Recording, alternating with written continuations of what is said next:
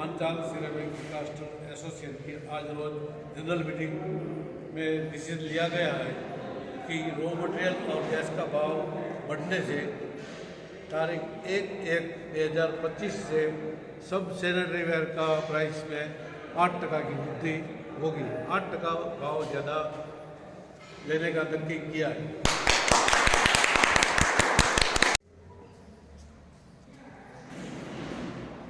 આમ તો Panchal ceramic association વિકાસ ટ્રસ્ટની આજે જનરલ મિટિંગ મળી હતી અને એમાં નિર્ણય લેવામાં આવ્યો છે કે ગેસના તથા રો મટીરિયલના ભાવ વધવાથી કોસ્ટ ઊંચી જવાથી 1/1/25થી 8%નો ભાવ વધારો કરવામાં આવશે।